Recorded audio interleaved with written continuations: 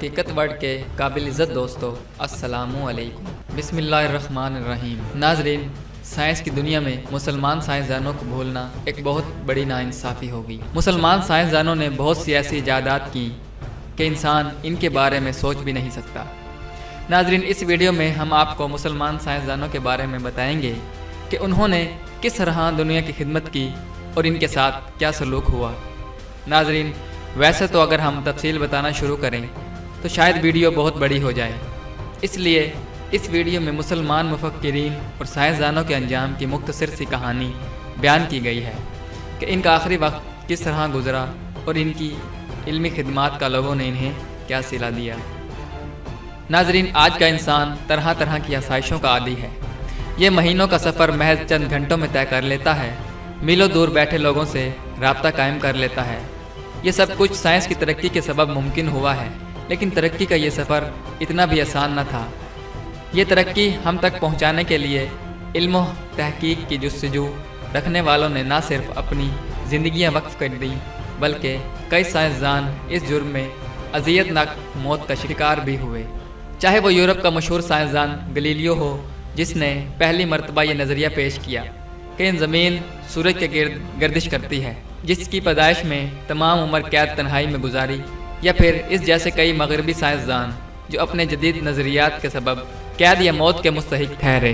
یہ صورتحال صرف یورپ کی ہی نہیں ہے بلکہ مسلم دنیا کے مشہور ترین سائنسدانوں نے بھی علم و تحقیق کی بہت بھاری قیمت چکائی ہے۔ تو وہ مسلمان سائنسدان جن کا نام لیتے ہوئے ہمارے سر فخر سے بلند ہو جاتے ہیں۔ چند مسلمان سائنسدانوں کو ملنے والی ہولناک سزاؤں کی تفصیل کچھ یوں ہے۔ ناظرین، آگے چلنے سے پہلے نئے آنے والے ساتھی چینل کو سبسکرائب کر کے گھنٹی کے بٹن کو بھی دبا دیں۔ ابن رشد۔ ناظرین، ابن رشد 14 اپریل 1126 عیسوی کو اندلس میں پیدا ہوئے اور انہوں نے بہت سے علوم جیسے کہ فلسفی اور عملی تصانیف، ادبی اور لغوی تصانیف کو دنیا میں آشنا کروایا۔ یہ 12ویں صدی کے مشہور فلسفی ہونے کے علاوہ ماہر فلکیات، ریاضی دان اور ماہر طب بھی تھے۔ یورپ کے جدید فلسفے کی بنیاد ابن رشد کی تعلیمات پر ہی اٹھائی گئی ہیں، لیکن اس عظیم شخصیت کے ساتھ بھی کچھ زیادہ اچھا سلوک نہیں ہوا۔ 12ویں صدی کے آخر میں جب ابو یوسف نامی حاکم نے قرطبہ میں اقتدار سنبھالا، ابن رشد کو اپنے فلسفے کی وجہ سے حاکم وقت سے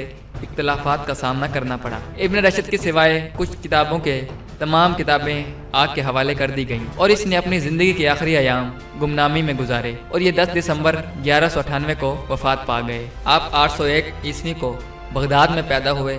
انہوں نے فلسفہ، طبیات، حساب، طب، کیمیا اور علم فلکیات میں خدمات سر انجام دی۔ خلیفہ مامون محتسب اور واسق کے ادوار میں یعقوب الکندی کو خوب حکومتی سرپرستی ملی، جس کا فائدہ اٹھاتے ہوئے اس عظیم دانشور نے شعور انسانی کی ترقی میں اپنا بھرپور کردار ادا کیا۔ خلیفہ متوکل کے برسر اقتدار میں آنے کے بعد بنیاد پرستوں کے ساتھ اختلافات کے بعد خلیفہ نے آپ کی کتب خانے کو تحویل میں لینے کا حکم جاری کیا اور بازار میں سر عام 50 کوڑے لگوائے اور آپ کی وفات 873 عیسوی کو ہوئی۔ ابن سینا یا بو علی سینا۔ بو علی سینا کا مکمل نام علی الحسن بن عبداللہ بن الحسن بن علی بن سینا تھا۔ آپ 980 عیسوی کو فارس میں پیدا ہوئے۔ آپ دنیا اسلام کے ممتاز طبیب اور فلسفی ہیں۔ ابن سینا یا ابی سینا فارس کے رہنے والے ایک جامع العلوم شخص تھے، جنہیں اسلام کے سنہری دور کے سب سے اہم مفکرین اور ادیبوں میں شمار کیا جاتا ہے۔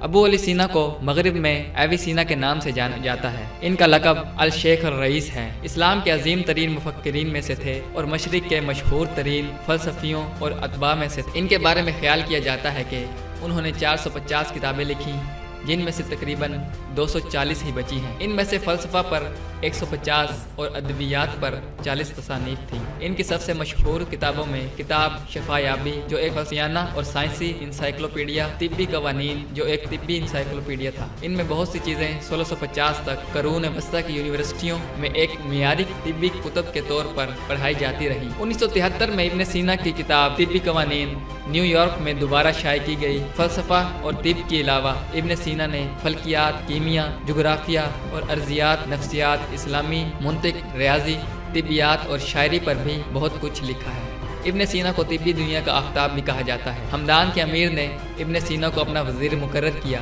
लेकिन बुनियाद परस्तों के साथ इख्तलाफात के बाद इब्न सीना को रोपोशी इख्तियार करना पड़ी। अमीर ने इसका सर कलम करने के अहकामात जारी किए, मगर हैरानी की बात यह है कि दुनिया तिब की मशहूर किताब कानून फील तिब इब्न सीना ने इसी रोपोशी में लिखी। अल राजी इन्हें तारीखी इंसान में अजीम तरीन तबीब के तौर पर जाना जाता है। ये 854 को फारस में पैदा हुए। अल राजी ने तारीख में पहली मरतबा खसरा और चीचक के दरमियान फर्क को वाज़ेह किया, मेडिकल एथिक्स का ख्याल मुतारिफ करवाया। इल्म तिब के इस सितारे को बुखारा के एक अमीर ने एक किताब पर इख्तलाफात की सूरत में हुक्म दिया कि इस किताब को अल राजी के सर पर इस वक्त तक मारा जाए जब तक किताब या सर दोनों में से कोई एक फट न जाए। इस सजा की वजह से सर पर चोट लगने से आपकी बेनाई जाया हो गई और मरते दम तक इस तबीब ने माजूरी की जिंदगी गुजारी और आपकी वफात 1625 को फारस में हुई। इब्न खल्दून आपको इल्म तारीख के बानी के तौर पर जाना जाता है। आपके साथ कोई नारवा सलूक होने की तो कोई शहादत नहीं मिलती, लेकिन दिलचस्प बात यह है कि 19वीं सदी ईस्वी तक इस शख्स को इस्लामी दुनिया में कोई जानता तक नहीं था और ना ही इसके नाम से कोई वाकिफ था। दुनिया को इब्न खल्दून की तालीमात से आगाह करने में मगरबी मुहक्किकीन का हाथ है। अलगर्ज ये कि आज के इस जदीद दौर में हम जिन इजादात और तहकीकात से फ़ायदा उठा रहे हैं, इसे हम तक पहुँचाने में कई मुफक्करीन, दानिश्वर और साइंसदानों ने अपनी ज़िंदगी वक्फ कर दी। नाजरीन, ये थी मुसलमान साइंसदानों की हिस्ट्री। अब आप खुद अंदाज़ा लगा लें कि इनके साथ मुसलमानों ने क्या सलूक किया। नाजरीन, फिर मिलते हैं अगले वीडियो के साथ। तब तक अपना और अपने प्यारों का ख्याल करिए। अल्लाह।